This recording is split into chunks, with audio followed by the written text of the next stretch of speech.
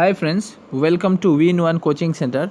तो देखिए, ये है हिंदी लैंग्वेज का सेक्शन। एसएससी जीडी का ये हिंदी जो सेक्शन होता है वो मैं दिखाऊंगा। तो आपको प्रीवियस पेपर देख के आपको एक रास्ता मिलेगा। देखिए, बहुत सारे स्टूडेंट हैं, रास्ता भटक जाते हैं। आप अगर कहीं जा रहे हैं, ठीक है, अगर आपको रास्ता ही नहीं मालूम हो तो आपको मंजिल कभी प्राप्त नहीं होगी।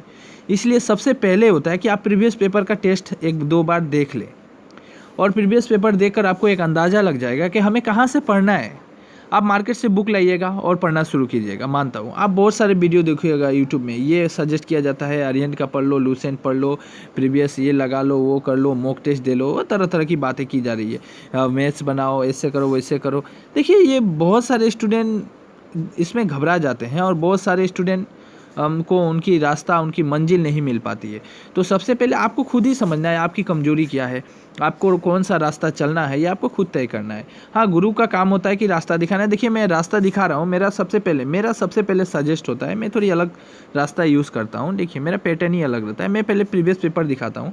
प्रीवियस पेपर दिखाने के बाद आपको एक अंदाज़ा लग जाता है, आप समझ जाइएगा कि हाँ, कहाँ से कितना आता है और कितना पढ़ना है, ग्रामर का वेटेज कितना रहता है, फिलिंग द ब्लैंक्स कैसे आती है, इरोर्स किस टाइप के आते हैं, हमें कहाँ से ज़्यादा पढ़ाई करना है, कहाँ कम करना है, रीजनिंग की कितना वेटेज है, मैथ्स कितना हम कर सकते हैं एग्ज़ाम में, है कि नहीं। तो ये अपने ऊपर डिपेंड करेगा। जीके का सेक्शन कहाँ से पढ़ना है, स्टैटिक्स का कितना वेटेज है। आपको सब कुछ अंदाज़ा तभी लगेगा जब आप एक पूरा पेपर का एनालाइज कीजिएगा। एक पूरा पेपर ही आप देखिएगा कि क्या आया है। नहीं, आप आंसर जानते नहीं जानते इससे कोई मतलब नहीं है, बस आपको देखना है, ठीक है। इसके बाद पढ़ाई करना शुरू करना है। और एक बात है, प्रीवियस पेपर का टेस्ट बहुत लगाना है, बहुत ज़्यादा। देखिए, यहाँ पे कम से कम 57 सेट आए हुए थे। ये 57 सेट ही आपको करना है, तभी आपका एग्ज़ाम क्रैक हो पाएगा। कोई बच्चा अगर 57 सेट कर लेता है ना, तो आराम से जीडी पास कर जाएगा। जीडी पास करना कोई बड़ी बात नहीं है, ठीक है। देखिए, यहाँ पे पहला क्वेश्चन शुरू करता हूँ। दिए गए वाक्यों का विभाग याद कीजिए जिसमें त्रुटियां है। देखिए, यहाँ पे कुछ सेंटेंस दिए गए हैं, सेंटेंस को पढ़ना है, उसमें कुछ गलतियाँ है वो निकालना है। पढ़िएगा।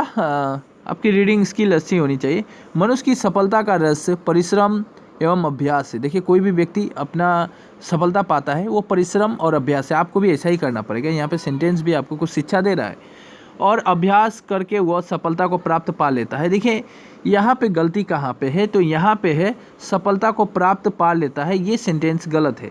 अब क्यों गलत है मैं बोलता हूँ। ऐसा सेंटेंस नहीं होना चाहिए था। सेंटेंस यह होना चाहिए था, अभ्यास करके वह अपना सफलता को प्राप्त कर लेता है। नहीं, पा लेता है नहीं, प्राप्त कर लेता है। आप जब अभ्यास कीजिएगा, सफलता आपको मिल रहा है तो प्राप्त कर लेते हैं ना, पा लेते हैं। यहाँ पे पा ही एक जोड़ा गया है शब्द, वो शब्द ही इस पूरे वाक्य को गलत कर दिया है, ठीक है।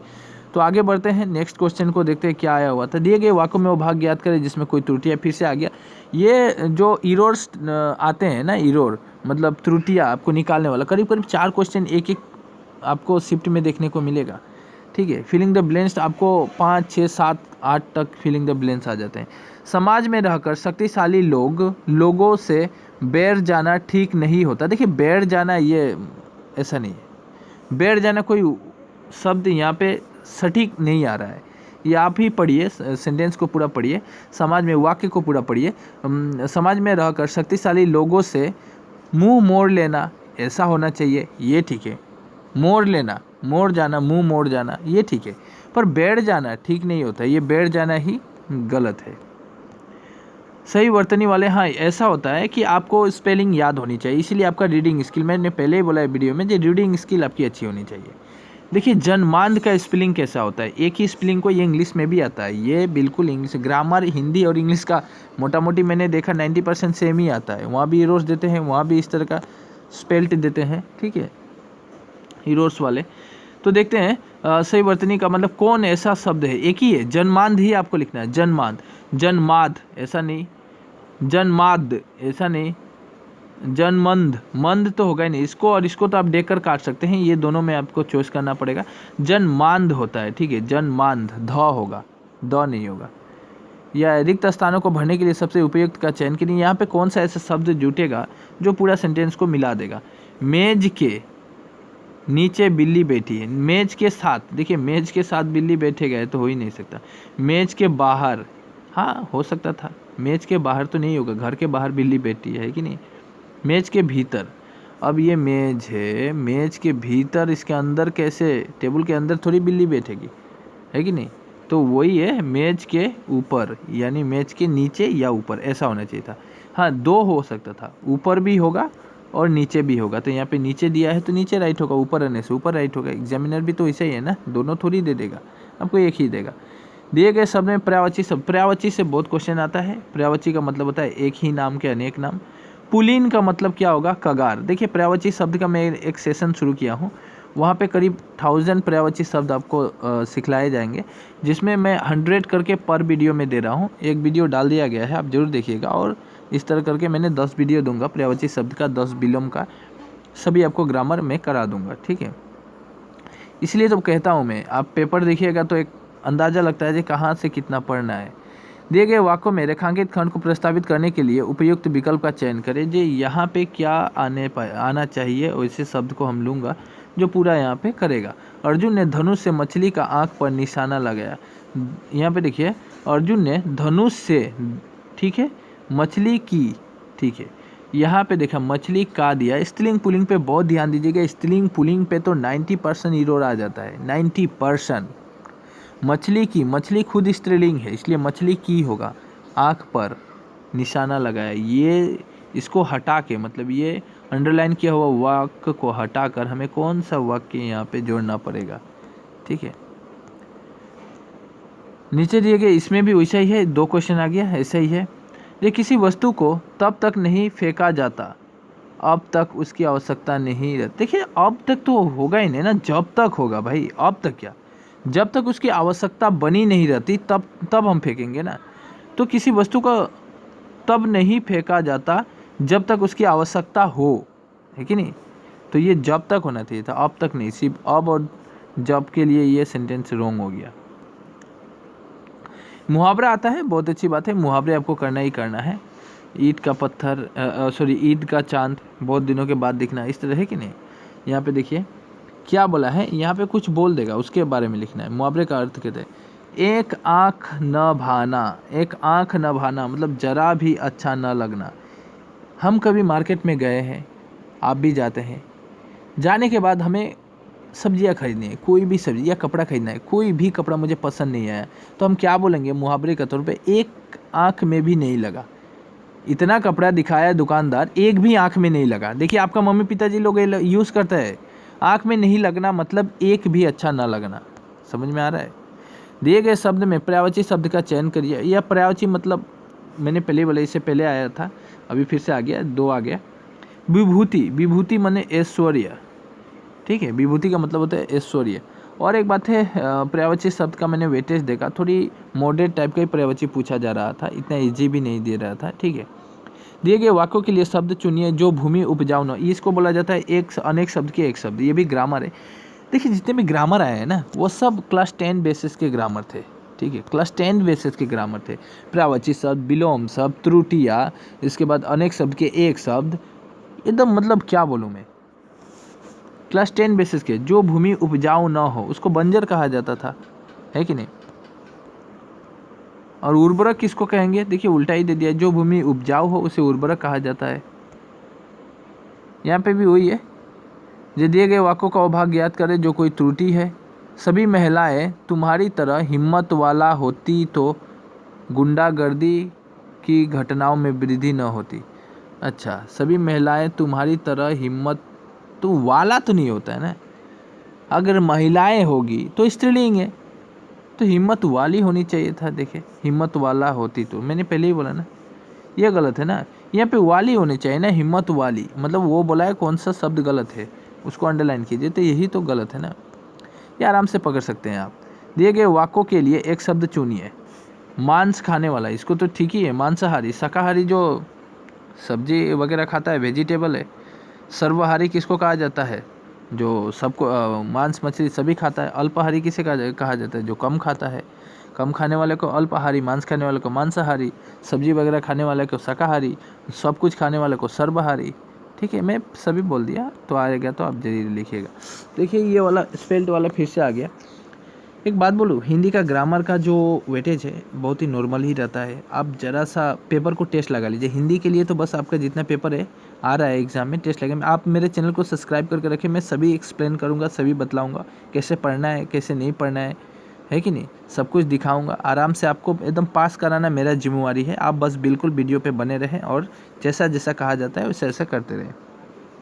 मैं खुद का एक्सपीरियंस पे कह रहा हूँ, मैं 2 बार जीडी का एग्ज़ाम दिया था। हिंदी का सिर्फ हिंदी का सेक्शन में 25 में मेरा 23 आया था, ठीक है, हिंदी का सेक्शन में। ये 2 मिस्टेक हुआ था, नहीं 2 में छोड़ दिया था। कुछ ऐसे भी शब्द आ जाते हैं जो ना मालूम हो तो मुझे छोड़ देना ही बेहतर होता है, ठीक है। तो इसलिए मैं कहा जब मुझे 23 आया था, ठीक है, मैं पेपर भी दिखला दूंगा अपना रिजल्ट का। सही वर्तनी वाले शब्द का चयन करें। अल्पायु, अल्पायु देखिए आधा लॉ तो होना ही होना चाहिए, ये गलत हो जाएगा, ये पूरा लॉ भी गलत हो जाएगा। अब ये दोनों में मेरा कन्फ्यूजिंग हो जाएगा। अल्पायु और देखिए यही तो बात है ना, हस्सुकार और दीर्घुकार में दोनों ही सेंटेंस देखने में एक ही है, ये तो गलत हो जाएगा, आधा लॉ होना चाहिए। दोनों को मैं पहले ही छाट दूंगा। अब बाछूंगा तो 2 में है। अल्पायु तो हस्सुकार होगा कि दीर्घुकार? अल्पायु हस्सुकार होगा, ठीक है, दीर्घुकार नहीं होगा। कभी कभी मिस्टेक हो जाता है ये सब, लेकिन संभल के एक एक पग रखना है ना। हाथी जब चलता है तो पग को, सादा इतना बड़ा हाथी फिर भी डरता है एक पैर को रखने के लिए, मतलब सोचता है रास्ते जितने भी क्लियर क्यों ना हो, एक कांटी अगर गड़ जाए तो वो वहीं पे बैठ जाएगा। इसीलिए है रास्ता आपको क्लियर दिखता है ना, फिर भी आप संभल के, ज़्यादा एटीट्यूड भी नहीं, अपने शांति बनाए रखें, आराम से बैठिएगा, एग्जाम में आराम से दीजिएगा, सब कुछ को धीरे धीरे करना है। मुझे अभी अपना गृह कार्य पूरा करने हैं, नहीं तो गुरु जी से डांट पड़ेगी। देखिए यहाँ पे गृह कार्य पूरा करना है, करने हैं नहीं, गृह कार्य पूरा करना है, ठीक है। यहाँ पे बोला है सही, देखिए एम्बुलेंस सही वाला चुनना है, कौन यहाँ पे सही बैठेगा। दिए गए शब्द का देखिए कितना, इस टाइप का कितने क्वेश्चन आए ना। सो विलोम शब्द देखिए इससे पहले आया था, फिर से आ गया। उत्कृष्ट का विलोम क्या होगा? निकृष्ट। हाँ, उत्कृष्ट का निकृष्ट हो जाएगा, ऊंचा का नीचा हो जाएगा, आना का जाना होगा, आयात का निर्यात होगा, यही होता है ना। रात का दिन होगा, ऊपर का नीचे होगा, ये तो विपरीत उल्टा होता है ना। सच का झूठ होगा, अमृत का विष होगा, ये तो बहुत सारा है, मैं दिखाऊंगा आपको। विलोम शब्द भी करीब करीब हम लोग 1000 पढ़ेंगे, 1000 का सेशन रखूंगा आप लोगों के लिए। रिक्त स्थानों को भरने के लिए सबसे उपयुक्त शब्द का चयन करें। अंग का डैश है हिस्सा, अंग का अर्थ है इस हिस्सा। हाँ, अंग का मतलब क्या होता है? अंग का मतलब अर्थ होता है हिस्सा। रिक्त स्थान को भरने के लिए सबसे उपयुक्त शब्द का चयन करें। यहाँ पे कौन सा ऐसा शब्द यहाँ पे आएगा जो उसको फिलअप करके पूरा सेंटेंस बना देगा।